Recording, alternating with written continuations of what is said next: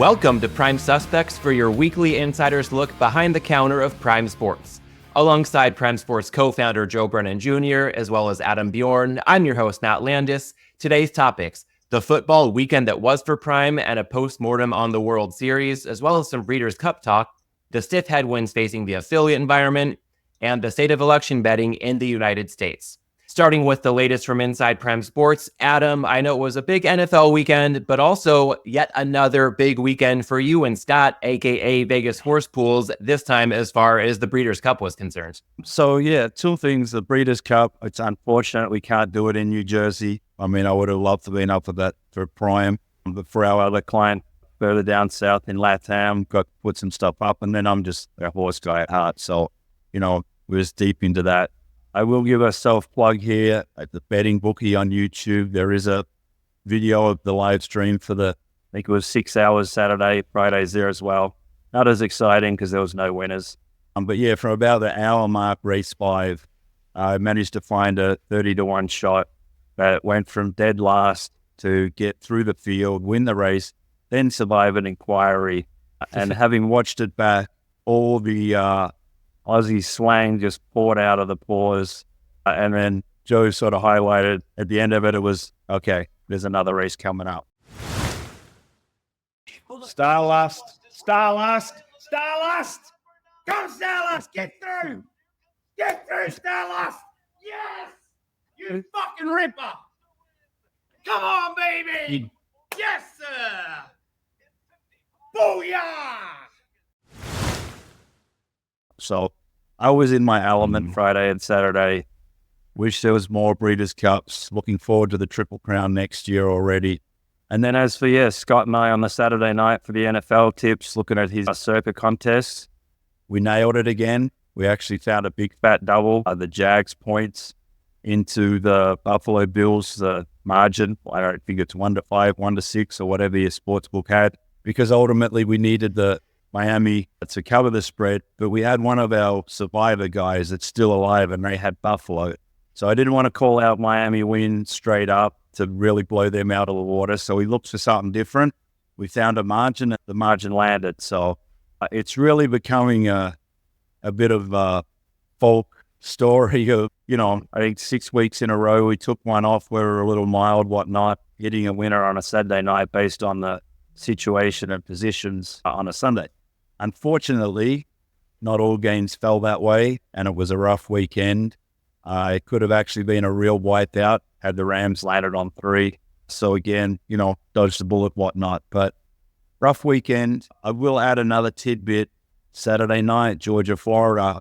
There was one point there at 2013. We had a player come in, laid the minus 4,000, minus 5,000, minus 6,000. Come back in when it tied up at 2020 and laid some minus 2,000 at one point.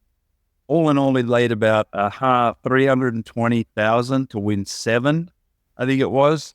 So at 2020, in between the Vegas Horse Pool Circa Contest plug, another race going off a Breeders' Cup, we were sweating a $300,000 position on trying to get Georgia beat. Unfortunately, Florida shit the bed real quickly. Georgia won by 14, but those, Saturday all in all, we had the Breeders' Cup. We had a $300,000 sweat on a big fat money line that tied up at 2020, and it was an opportunity. And then, landed another one on the Vegas Horse Pools Circuit Contests podcast. So all in all, a rough weekend, the live in particularly, but yeah, it is what it is for now. Sounds like another action-packed weekend on the gridiron, the racetrack as well. And Adam, if we want to pivot to the diamond for a bit here, Dodgers-Yankees was a dream matchup for TV ratings and betting interest, but I have to imagine that 5-game series, a wet blanket for Fox. I'm wondering if it was a wet blanket for Prime Sports and some other books as well. Just how much did that short series affect Prime's bottom line? I mean, we lost a little bit. The home team wins the first 2. They come charging in. Game 3 was good with the Dodgers winning. The road Yankees, get another one. And then really game 5, when they're up 5-0, I mean, we were really hoping that some of these, guys that jump on these short price had come in.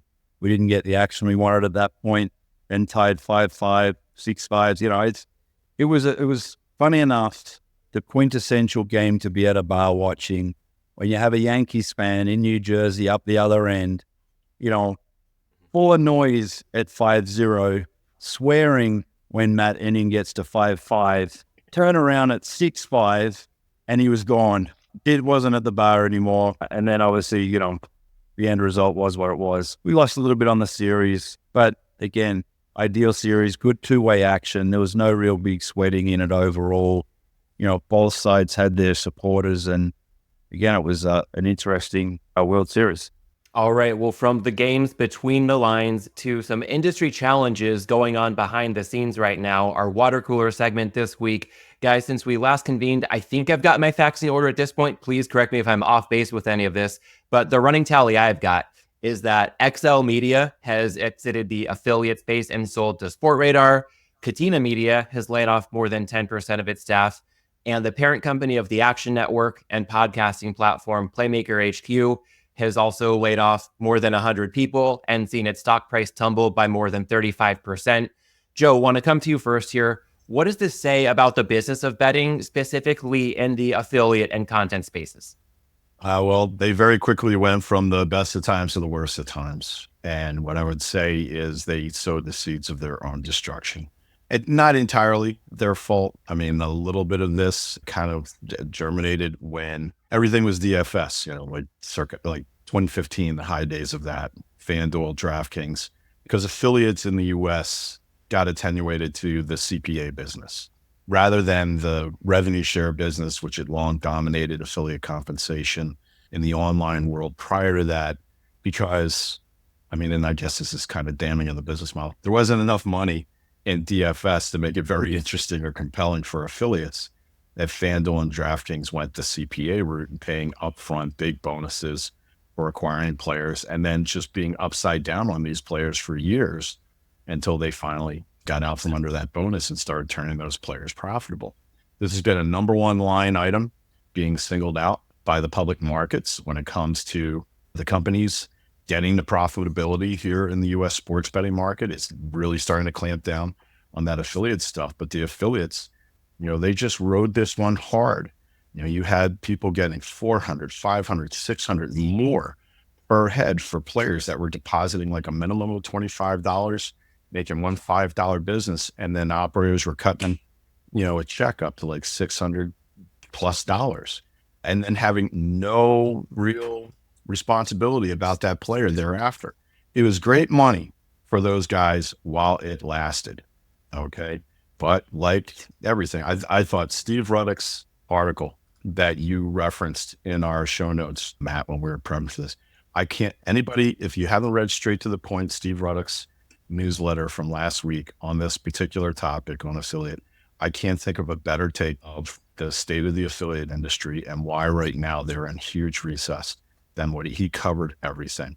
And then also the comments by Adam Small, who we've known for a long, long time. Adam's done it multiple times over building successful affiliate businesses, and how, his comments that being a publicly traded company in this space is really difficult because it's always growth. What should be a good cash flow business is just not satisfying for the public markets. It has to be growth or death. There's only two things.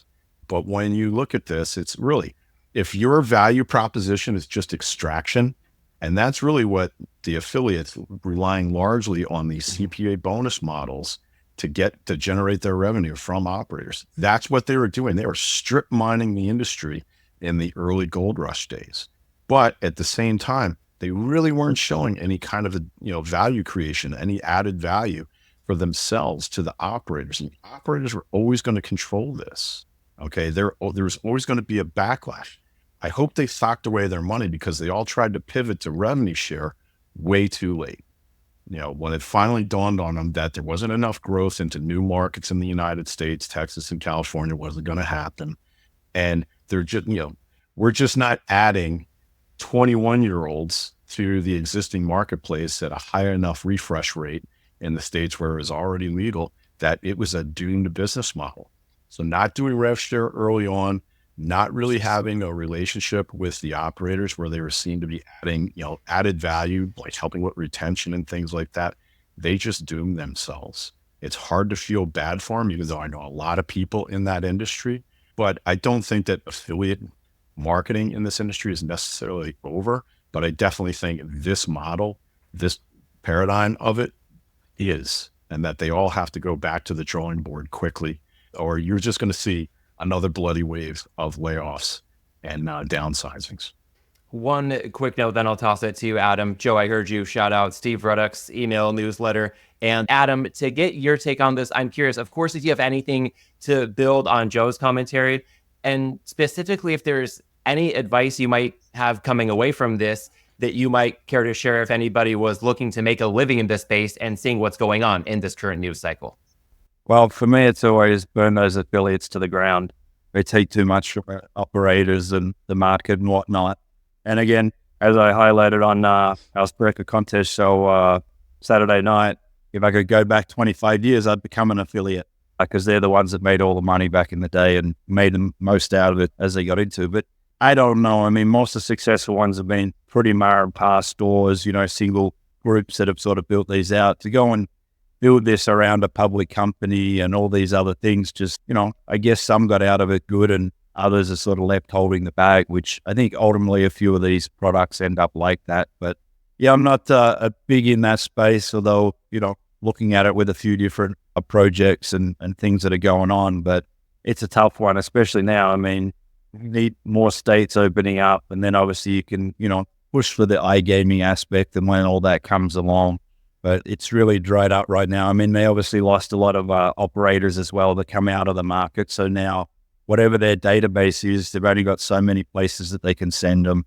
It feels like it's heading in the direction that it sort of looked like some time ago. And, good luck to those ones that tried to make it into something big. But for me, again, looking around, it's just those little mar and par stores, your garage bands, as Joe calls them, that there is probably opportunities to still build something out. But affiliates on that big level, again, I just don't see it. Yeah, and Matt, if I could just add one more thing, and that is, I think a lot of existing industries since America opened up post-May 2018, a lot of the stuff that kind of served the industry well when it was a non-U.S. regulated industry, kind of, there was so much money and there were so many people, so many things that a lot of the mistakes, the fissures got kind of plastered over.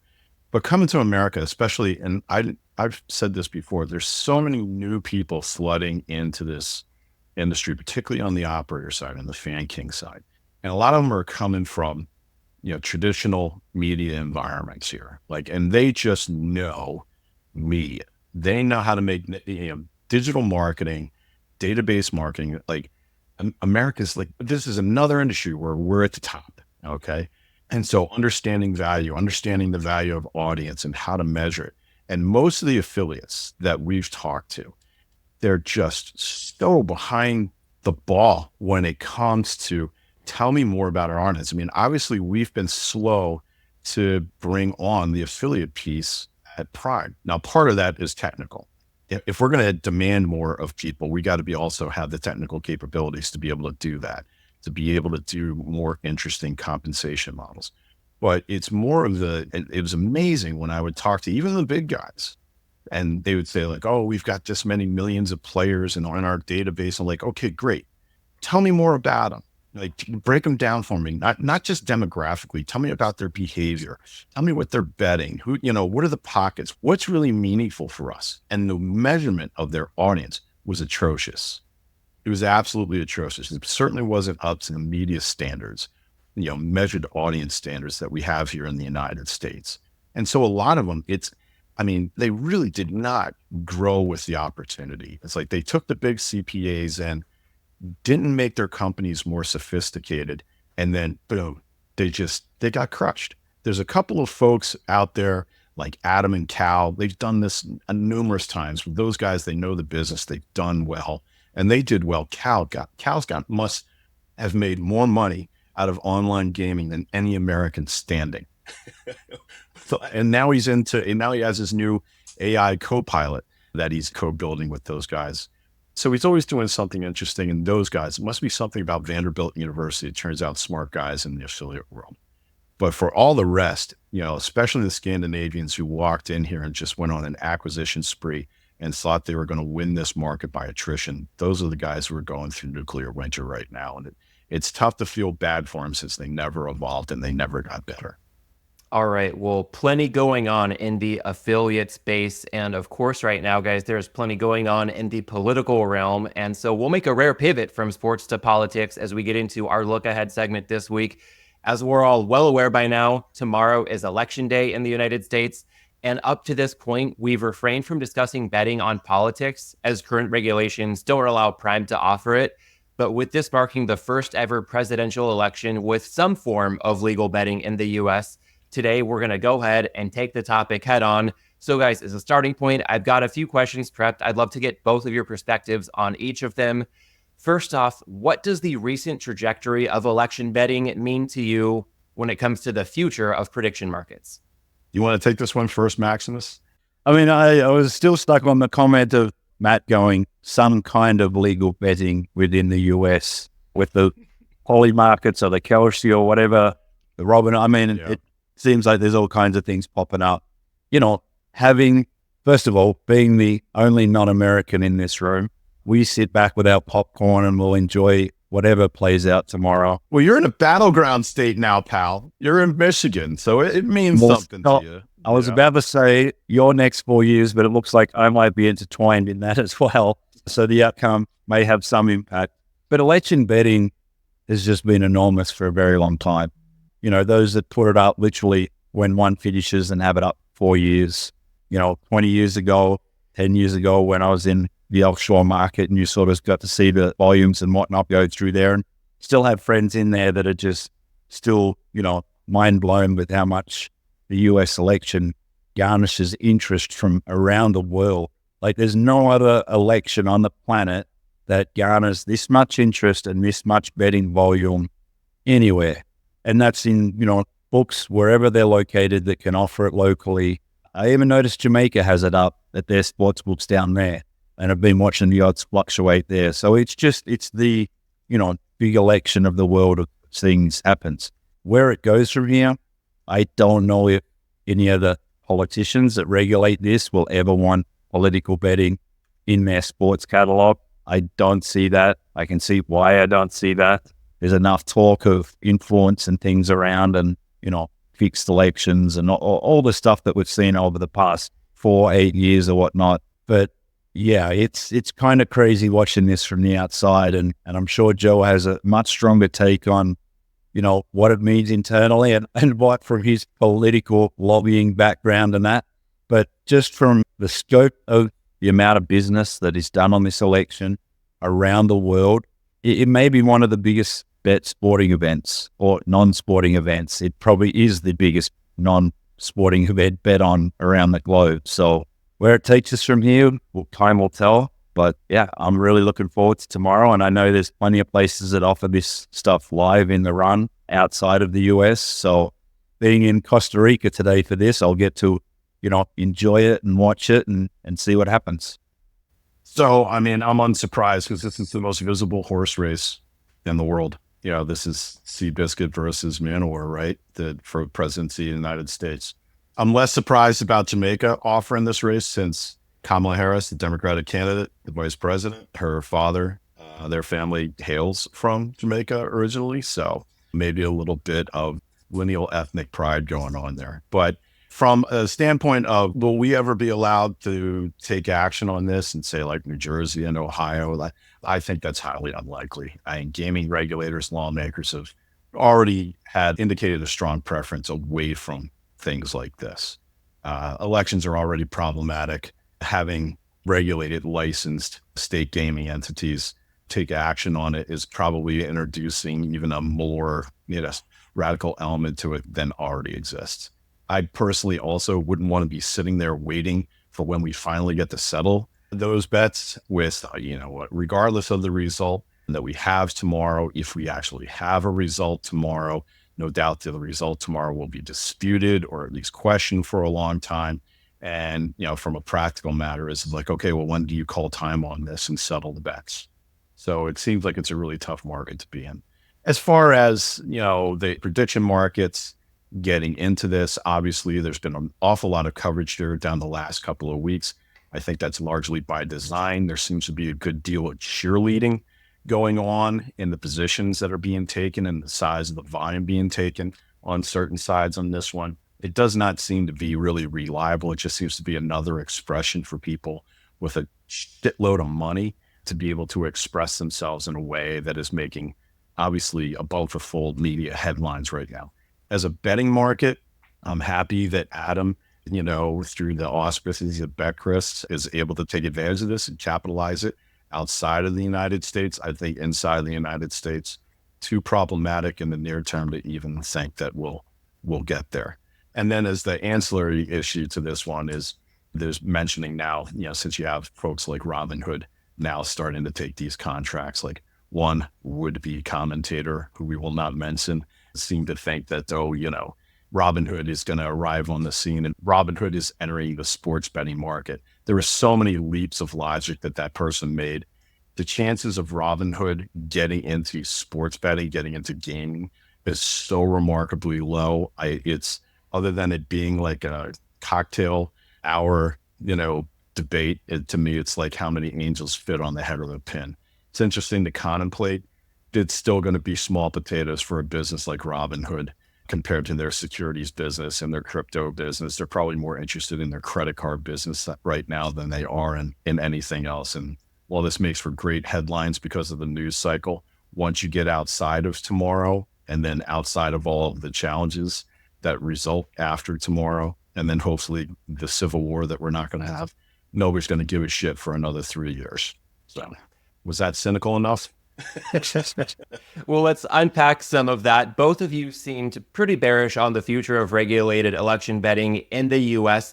I'm wondering if you see either candidate as having potentially more impact than the other when it comes to the regulated U.S. betting industry. Well, let me jump in. Personal experience, having dealt with former President Trump directly on this issue and on sports betting in New Jersey, when he refused to help the effort and just said, well, I'm going to benefit anyway, so I don't need to really kick in and help. I don't think that he's a plus or a minus. I think he's just a tag along. As far as Vice President Harris, there doesn't seem to be anything from, either her time in California or her time in Washington or this administration's Justice Department to indicate one way or the other on this. I mean, more than likely, the status quo will prevail. And since this is more of a state level issue, probably doesn't matter who wins tomorrow. Adam, it seemed like you were jumping in there as well. Anything else to add? No, not really. I mean, Joe kind of is more finger on the pulse there and obviously lived and breathed this through a period of time.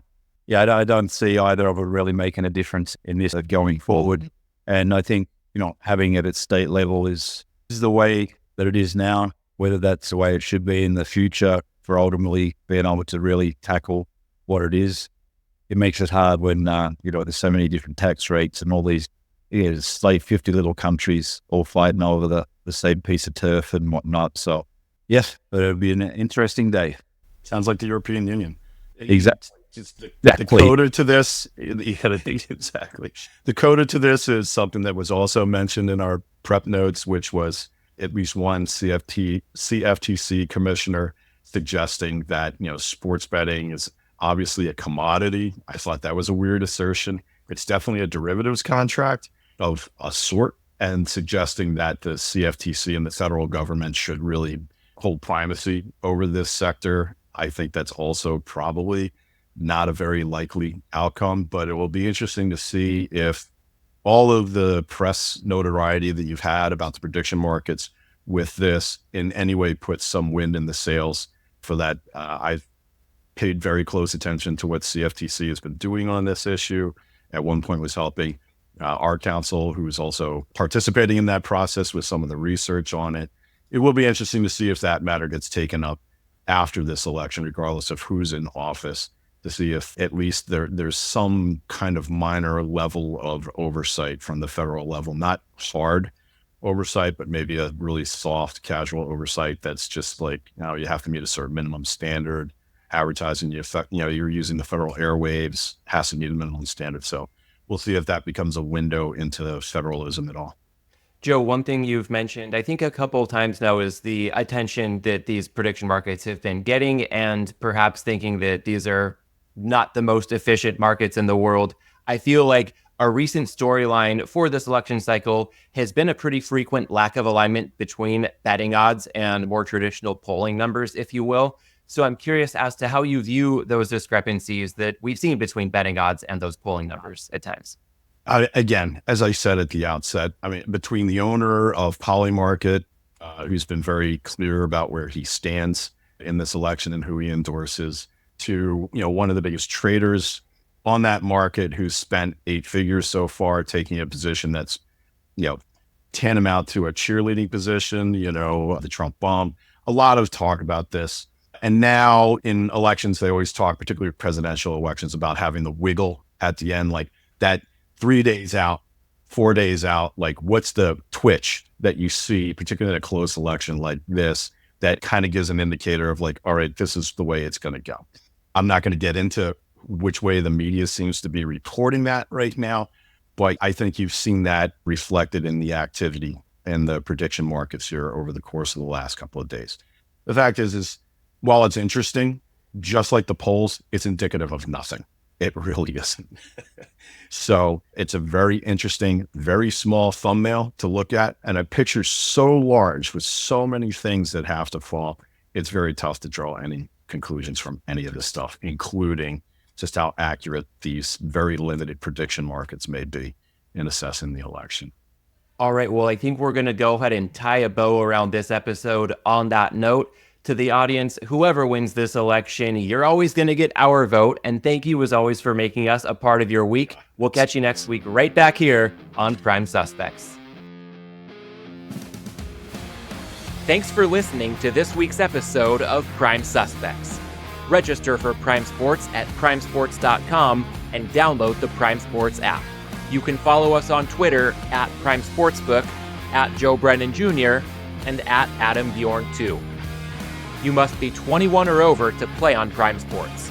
Always bet responsibly and within your limits.